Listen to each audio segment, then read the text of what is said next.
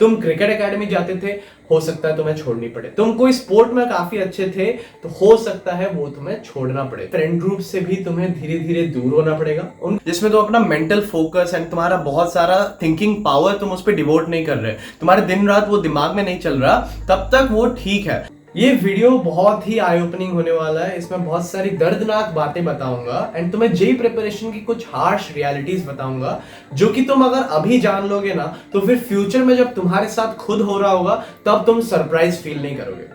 देखो, JEE preparation is a time जहां पे तुम 17-18 साल की उम्र में ही one of the best exams, the toughest exams of the world को क्रैक करने की कोशिश कर रहे हो। इसमें तुम्हारे कंपटीशन में 14 लाख लोग हैं एंड उसमें से एटलीस्ट 4 से 5 लाख लोग ऐसे हैं जो कि काफी सीरियस होते हैं अपने प्रिपरेशन को लेके। अब टोटल सीट्स कितनी है सारे गवर्नमेंट कॉलेजेस वगैरह को मिला के अराउंड 60 to 70,000 है। एंड अगर तुम आईआईटीज की बात करो, आईआईटीज में सिर्फ और सिर्फ 14,000 सीट्स है, जिसको इतने सारे लोग मिलके क्रैक करने की कोशिश करते हैं।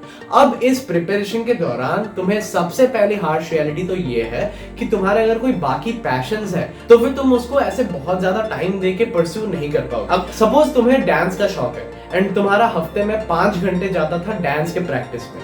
आई feel very sorry to say this, but most likely तुम्हें वो चीज छोड़नी पड़ेगी। तुम क्रिकेट एकेडमी जाते थे, हो सकता है तुम्हें छोड़नी पड़े। तुम कोई स्पोर्ट में काफी अच्छे थे, तो हो सकता है वो तुम्हें छोड़ना पड़े, क्योंकि तुम्हारे पास इतना कम टाइम बचने वाला है। तुम्हें जाना पड़ेगा स्कूल, तुम्हें जाना पड़ेगा कोचिंग, उसके साथ साथ तुम्हें करनी है ढेर सारी पढ़ाई। And in this competitive era तुम्हें जितना ज्यादा टाइम एलोकेट कर सकते हो सेल्फ स्टडी को, उतना तुम्हें करना ही पड़ेगा।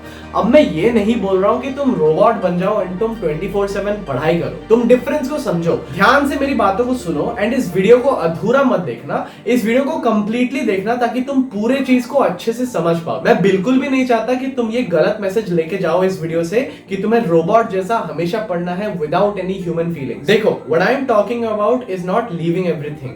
बहुत सारे ऐसे आईटीएंस हैं इधर ही बॉम्बे के अंदर, मेरे बहुत सारे दोस्त हैं जो कि अपने 11-12 के दौरान कभी ना कभी टाइम टू टाइम आके एंजॉय करते थे अपने लाइफ को। ऐसे बहुत सारे मेरे दोस्त हैं इधर ही आईटी बॉम्बे के अंदर जो कि अपने लाइफ में कुछ ना कुछ एंजॉयबल चीज करते थे टाइम टू टाइम, ताकि उनका मन रिफ्रेश रहे। एक है मेरा दोस्त जो कि हर संडे एक बार अपने दोस्तों के साथ जाके क्रिकेट खेलता था।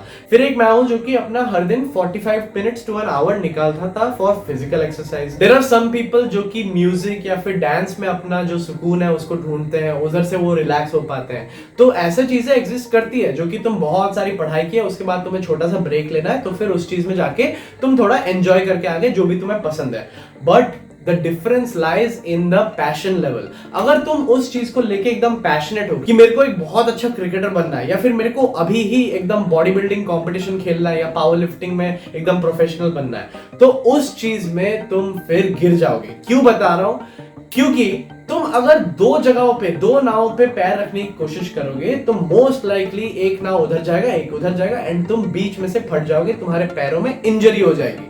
एंड इसका रीजन यही है कि अगर तुम एक चीज को लेके फुल्ली पैशनेट हो एंड तुम उस चीज के लिए ध्यान दे रहे हो, तो फिर तुम्हारा एनर्जी एंड तुम्हारा जो टाइम है, तुम्हारा मेंटल जो एबिलिटी है, वो इसके लिए जितना एलोकेट हो रहा है वो इस चीज से उतना ही दूर जा रहा है। अब अगर आईआईटी क्रैक करना ऐसा कोई इजी चीज होता जिसको तुम हर दिन 3-4 घंटे देके क्रैक कर लेते, तो फिर कोई बड़ी बात नहीं होती, तो फिर तुम दोनों को साथ में कर सकते हो। बट ये लिटरली एक चीज है जहां पे तुम्हारे कंपेटिटर्स पूरी दिन इसी चीज के लिए मेहनत कर रहे हैं एंड वो पूरे टाइम इसी के बारे में सोच रहे हैं। भले ही वो अभी रैंडमली कभी 1 घंटे क्रिकेट खेलने के लिए चले गए, उस दिन 1 घंटा जाके घूम के आ गए, बट उनका जो मेन फोकस है, उनके दिमाग में जो 24/7 चलता है, वो अपना प्रिपरेशन के बारे में ही चलता है। एंड यही वो रीजन है कि तुम आईआईटीज में जाके जितने सारे लोगों को पूछोगे, उनमें से 95% लोग तुम्हें यही बोलेंगे कि यार इस चीज में मेरे को पैशन तो था, बट मैं 10th के बाद करना छोड़ दिया, 11-12 में मैंने एकदम किया ही नहीं। चाहे वो स्पोर्ट हो, चाहे वो कोई कल्चरल एक्टिविटी हो, मोस्ट केसेस में उनका 10th तक बहुत अच्छा चलता है,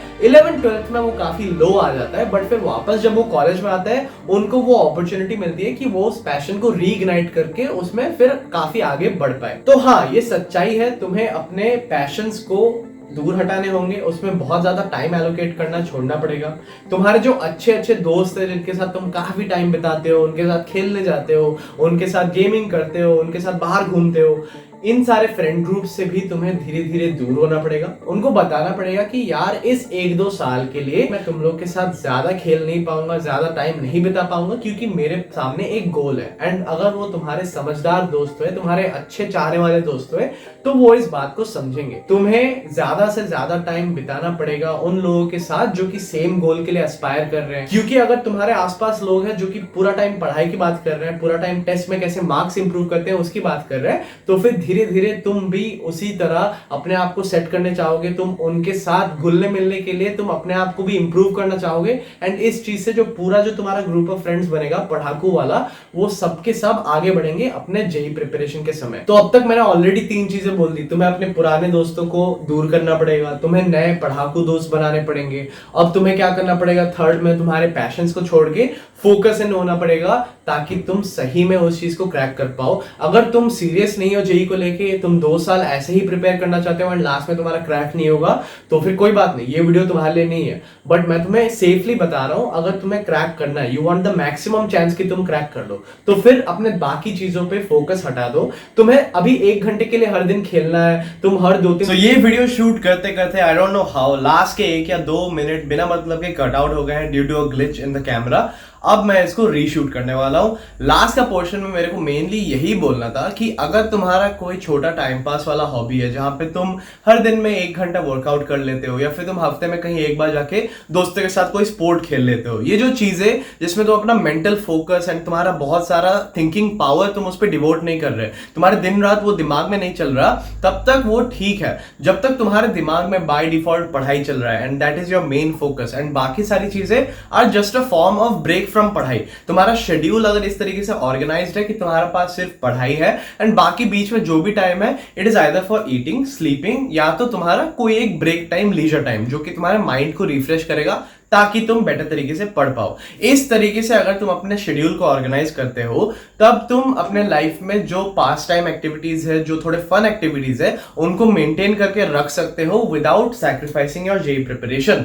बट इन शॉर्ट, एक बड़ा वार्निंग, अगर तुम किसी चीज पे बहुत ज्यादा फोकस करने लग गए and you want to do it at a very high level, and वो तुम 11-12 के दौरान ही करने लगे जब तुम्हारा मेन जेई प्रिपरेशन करने का समय है, तब मैं बता रहा हूं तुम्हारा ना वो होने वाला है, ना तुम्हारा जेई होने वाला है, because both of these things require a great amount of focus. And इस चीज को परस्यू करते समय तुम किसी और चीज पर फोकस दोगे तो फिर तुम्हारा डेट्रीमेंट होगा। आई होप तुम सबको ये वीडियो अच्छे से समझ आया होगा। आज के लिए इतना ही मेरे को बोलना था। I wish you all the best, keep striving.